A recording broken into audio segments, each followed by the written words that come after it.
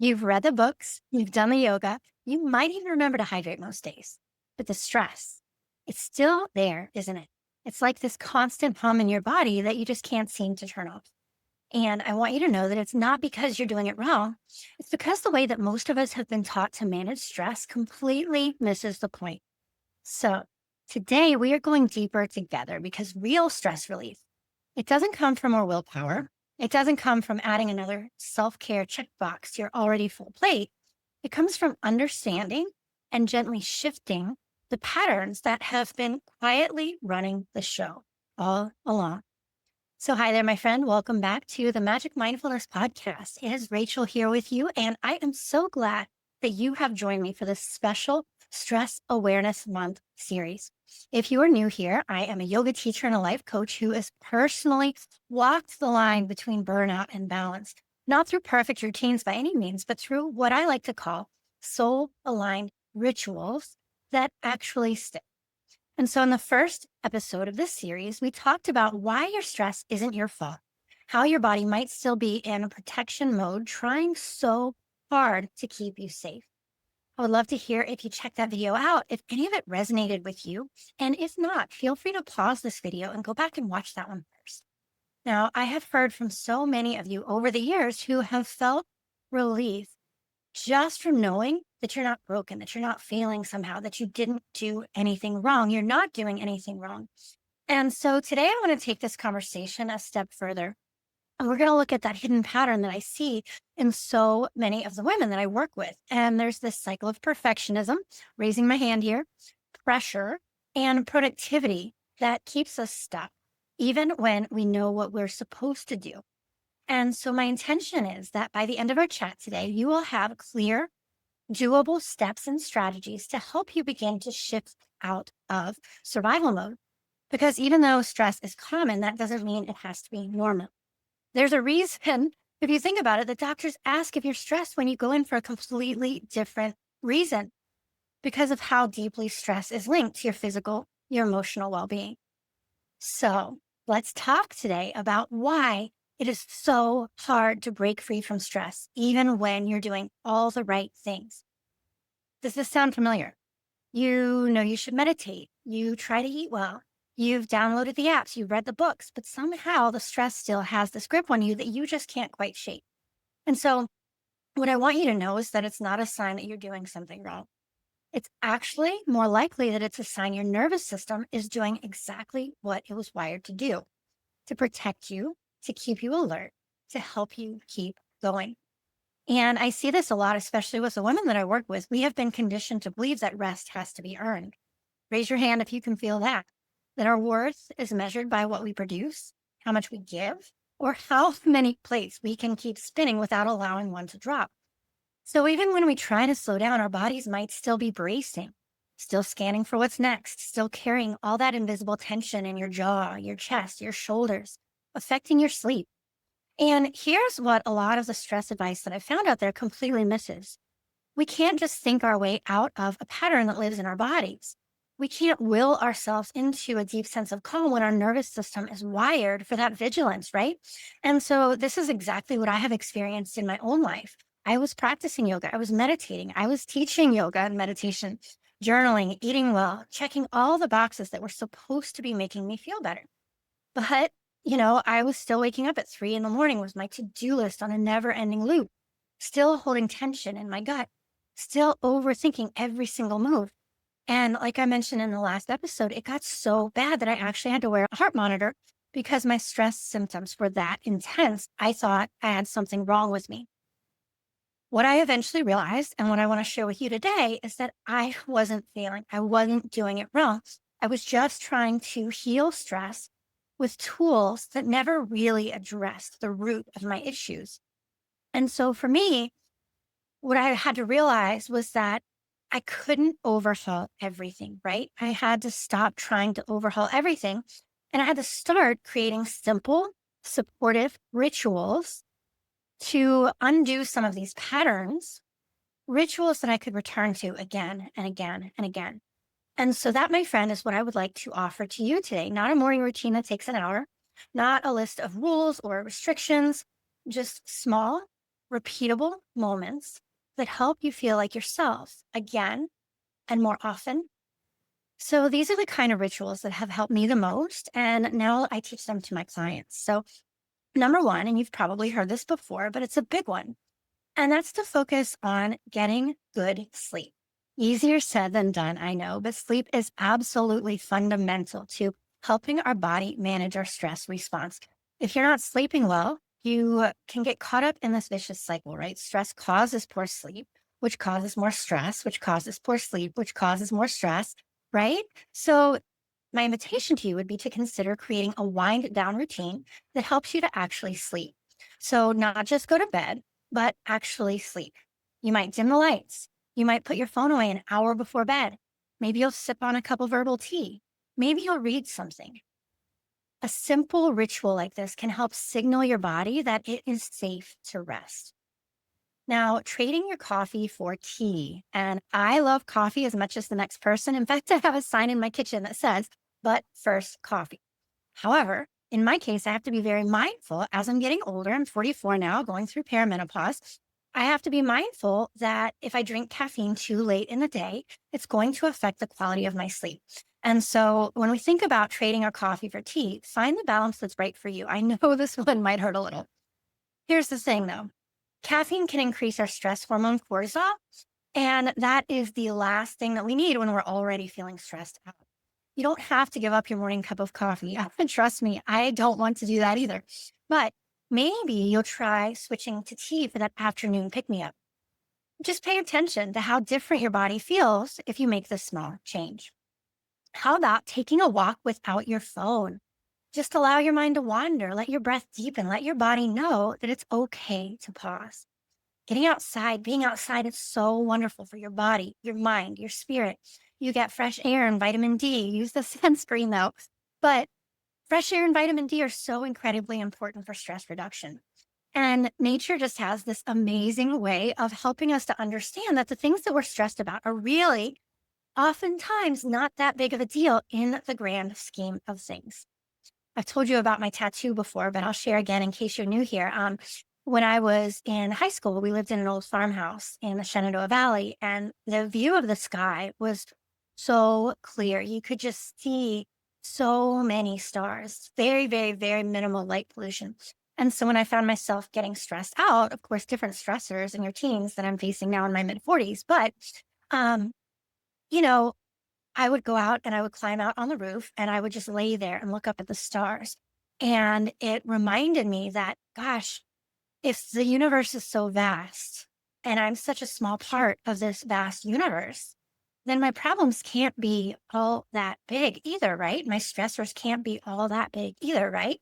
And so I've got a tattoo of the moon and the stars on my shoulder to remind me when I start to feel overwhelmed to reconsider my place in the grand scheme of things and the place of my stressors as well.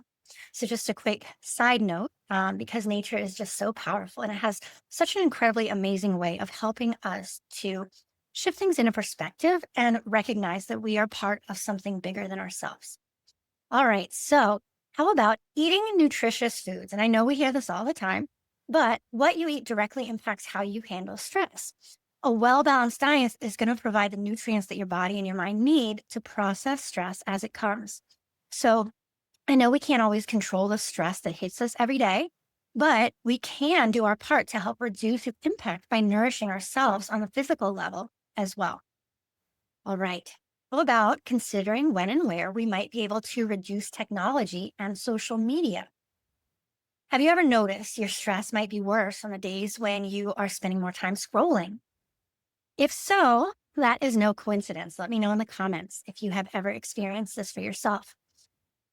Social media, unless we have been very mindful about curating who we follow, social media rarely delivers good news. A lot of the time it increases stress, whether from negative headlines, political debates, or just drama in your social circle. So, taking tech breaks or being mindful about when you are reducing technology, it isn't just about checking out, it's about coming back into your own body, your own mind, your own world around you instead of getting lost in the world of social media. And so just reflect, if that resonates with you, on how you could apply that to your own life. All right, this builds on the nutrition part. And it's all about mindful eating, eating meals without distractions. How often in your day to day life do you actually sit down to enjoy a meal and focus on the bite that you're taking, the taste of the food entering your mouth? Easier said than done, but allow yourself to feel the food, to smell the food, to feel your breath, to allow yourself to be present with your breath in your body, with your meal. This is presence, and presence is powerful. When you eat mindfully, you're practicing being in the moment instead of caught in stress cycles about the past or the future. And then again, building on our powerful sleep routines, create a nighttime self care routine. Self care really is essential if you have stress at work or at home. And let's face it, most of us have both. So give yourself, doesn't have to be long, right? But set yourself up for success. Even just 5 minutes in the evening, just for you, can really help to soothe your systems, your nervous system. You might listen to soothing music. Maybe you'll meditate. Maybe you'll practice a mindfulness technique like deep breathing. You might write in your journal. I love to do a brain dump at the end of the day to just get everything out of my mind and onto paper. You could draw or paint, maybe even take a bath. The key here is that you want to pick something that helps you feel at peace. Now, I know what you might be thinking. Rachel, I have tried things like that before. Or maybe you're thinking, I literally don't have time for even one more thing.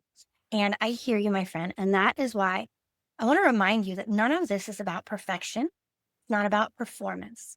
It is about repetition, about undoing some of these patterns step by step, day by day.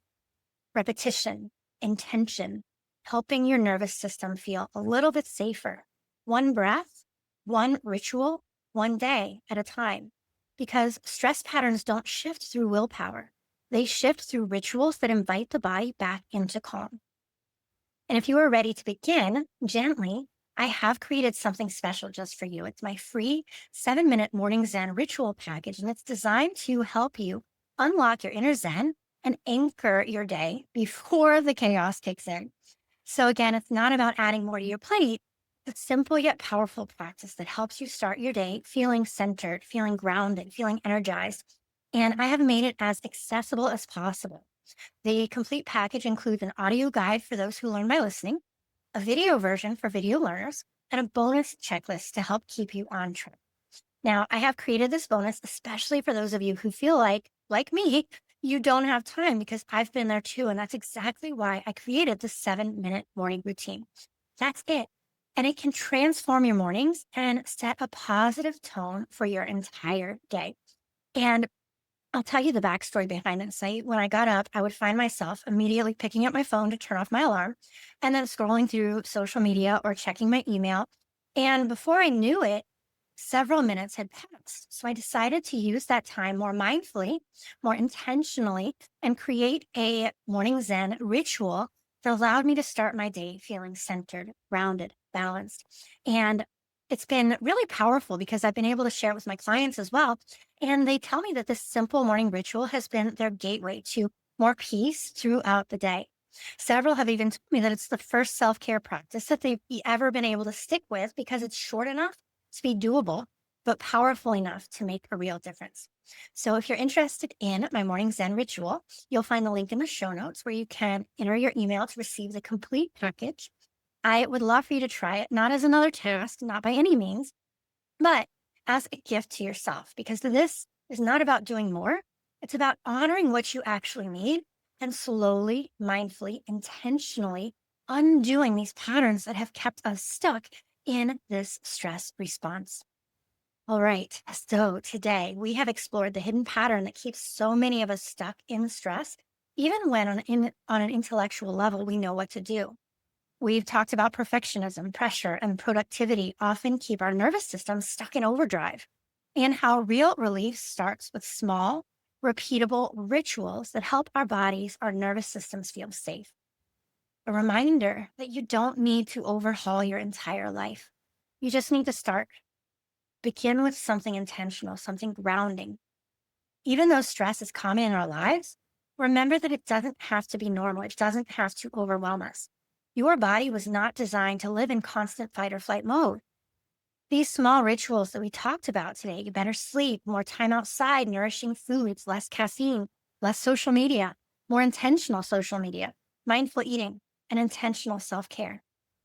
They're not luxuries, they're necessities for your nervous system. And I want to invite you to consider what you can weave into your day in a natural, flowing way so that it doesn't feel like one more thing on your to do list. It's just part of who you are, it's just something that you naturally do. And again, if you are ready to start, I'd love to gift you my free 7-minute morning Zen ritual package. Again, it's a simple yet powerful practice to help you feel more centered, more grounded, and energized just before the day begins. The complete package, again, you get the audio guide, the video guide, and a bonus checklist to help you stay on track.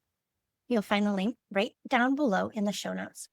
Now, stay tuned because this is episode 2 of our special series on stress for Stress Awareness Month.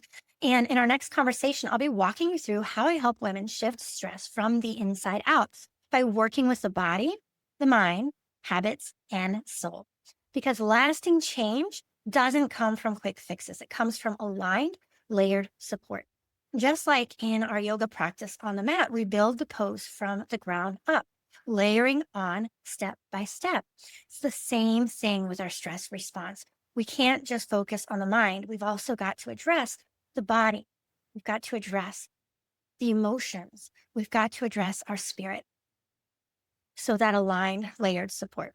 So stay with me, my friend. You're already doing the work just by being here, just by listening, giving yourself the space. And I am so proud of you. And I would love to hear from you. What resonated with you the most about today's episode? Was there a particular ritual that I shared that felt more doable for you right now? Or do you have another one that you would like to share with our other listeners? Leave a comment, send me a DM, or just take a moment to breathe and reflect on what you're ready to shift. Thank you so much for being here, for showing up for yourself. And I'll meet you right back here next week.